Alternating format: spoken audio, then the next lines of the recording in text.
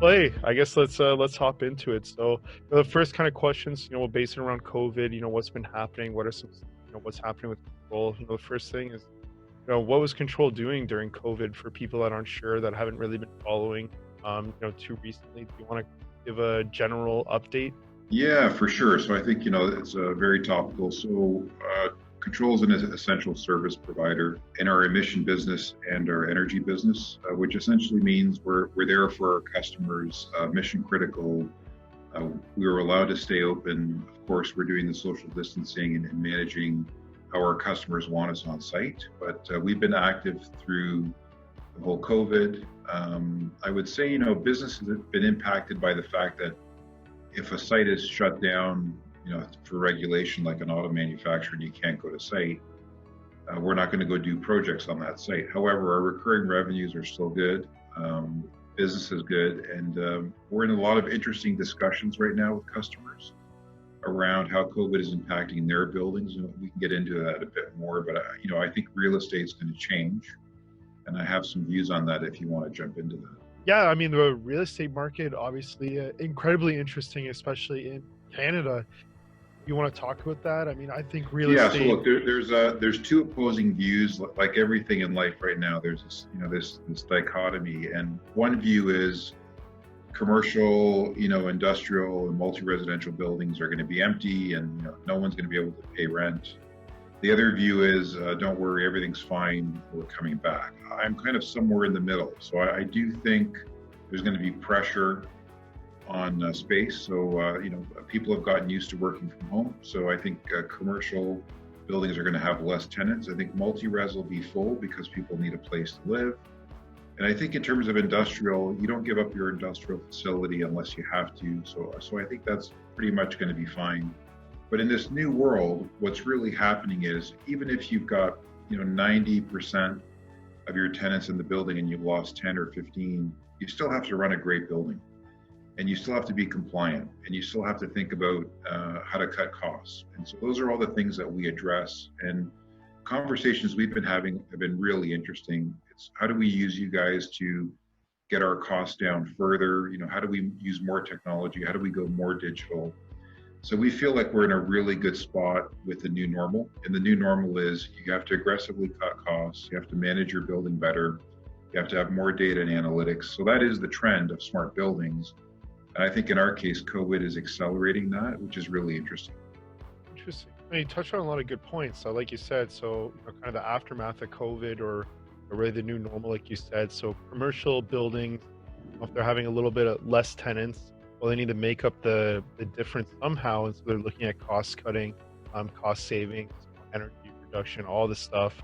What about the other side, residential? You got people that are living, like, basically doing everything from home now, so they're having their energy spiking with some of those businesses. So you Yeah, want to talk about?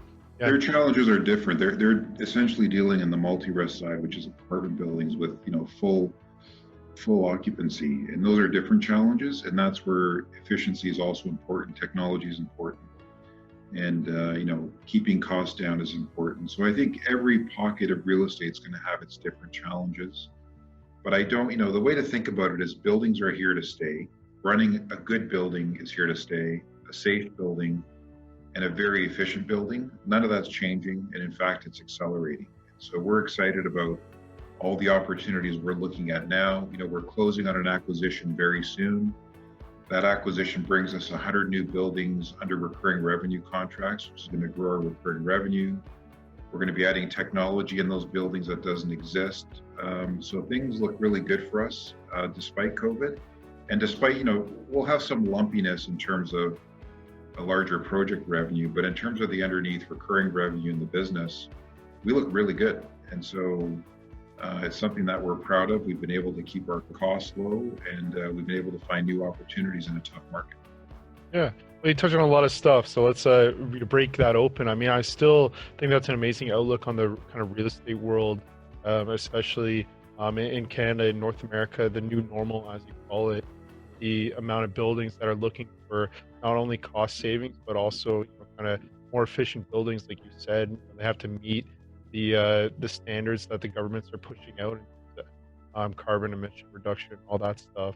But let's hop into it. So you mentioned that your expenses are down. You guys are happy. We got a question.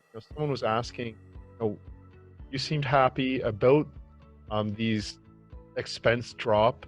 Do you want to talk about what caused that decrease a little bit more? And Yeah, do people so expect that to last for the future? sure. Yeah, the way to understand our business is we have recurring revenues and we have project revenues. And the project revenues are great for revenue. They have a slightly lower gross margin than our service and software revenue. And the projects are around, automation and improving intelligence of buildings. So when we saw projects somewhat declining because of site access, we were able to respond immediately and cut costs. So I don't think we're happy about cutting costs because it means we haven't built the project. But what you want, from a company is if revenues are going to drop, you'd love to see a corresponding drop in expenses to the extent that the company's controlling their expenses, not burning up cash. So we're at cash flow break even, which is fantastic for us. We're still EBIT positive. And so I would say despite a tough environment, we've been able to prudently manage the business. And we're long-term owners and operators, and how we think about it is just being very prudent, still growing, but really managing those expenses. Yeah, awesome. Well, the other things you kind of hinted on, so your acquisition and your raise. You want to talk a little bit, about how that acquisition is going? Maybe Yeah. sentence. So we're acquiring a recurring service business, about 4 million of revenue, 800,000 of net earnings. We're paying 2.7 million for that, which is good value. Some of that's in cash, and some of it is in stock that the vendor's taking to be part of Kontrol. Some of it is in a vendor take back. On the cash side, we're doing a raise for about 1.5 million in a convertible debenture. The raise is going really well. We'll have a couple closings this month. And when we put that acquisition on the books, we're adding 100 new buildings to our platform, which we're going to connect with software. And now we're going from 150 to 250 buildings. And, we always talk about, if you remember some of the past calls, we always talk about getting to 1,000 buildings. And I think after this acquisition, the visibility on that is going to get better and better. And in our industry, 1,000 connected buildings, you're a player, and people take notice of you, and sometimes even an acquisition candidate for a much larger organization. So we feel like we're executing. Things are going well. It's a choppy environment, but that isn't slowing us down from executing on our plans. Yeah, awesome. So you mentioned you're raising 1.5. Let me put my investor hat on and be like, well, Paul, what are you going to use that money for? Yeah, so essentially all the money goes into the acquisition. And one of the things we talk about at Kontrol quite a bit is we don't raise money to operate the business. The business runs on a cash flow break-even basis, which is where we want it because we're growing so fast. We raise money to do a couple things. One is strategic acquisitions or strategic initiatives. And if you look at the amount of money we've raised since we've been public, it's quite low. We're proud of that because we're not just raising capital to spend through it. We're very prudent. We manage every dollar. We think about, where's this dollar going to? We want a high return on that investment. And the other point that we always talk about is, management and the board own 45% of the business. And so we take a cautious approach to dilution, and we raise capital when we need it. If we don't need it, we don't raise it. Yeah, interesting. Do you want to talk about the timeline, that you expect this raise to take? Yeah, so we talked about in previous news releases kind of wrapping this all up in June, and nothing's changed. We're on track for that. And, I think, coming out of June and into Q3, we're looking really strong. We've got 100 new buildings that we're going to be working on. And there's other things happening, after that. We're not stopping there. And we've got some interesting developments on COVID. I can't say too much right now, but we found an opportunity within buildings, and we want to be able to come to market with that maybe in a month or so. Like right now, COVID is kind of an urgency has gone away, but we don't see that with our customers. What we see is concern, maybe there's a second wave. Are we prepared? Are the buildings ready? So we've got some initiatives around a potential COVID technology that we're looking at internally. And I'd like to have more news on that in the coming months. But that's something that, is brand new to us, and we're diving into it. And it's pretty interesting. I think in a couple of months, we'll be able to share what's going on there.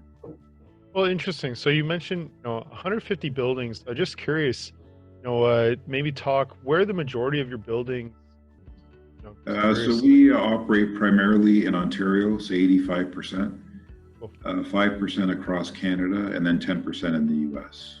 Cool. So Yeah, the reason I kind of asking and kind of going into what you're talking about, obviously, also in Ontario myself, lockdown stuff is just coming off, yeah, like in the GTA, obviously Greater Toronto area for people who aren't familiar, it's just patios are being opened this yeah, coming week. So obviously more things will open as we go, but in the US they're already seeing, some states that are seeing the second wave or a yeah, continuation of the virus. So it makes sense that, if you're a building owner here, if you're a business owner, that you want to be able to keep people, at work, make sure it's efficient, save money, because now's when it matters the most. So I think that's interesting that you're seeing people still with a concern of, okay, well, how can we do things better? How can we do things more efficiently so that we can run our business and won't have to close down? Already a ton of businesses have closed down, but I think that's great that you guys are looking into, kind of preparing these guys for that second wave of what's to come. yeah. I think if you're a building owner, it's a little different than the news, right? If you're a building owner, you've got a 40-year to 70-year asset that you're managing, and you tend to think in quarters and years, whereas the media, is very cyclical.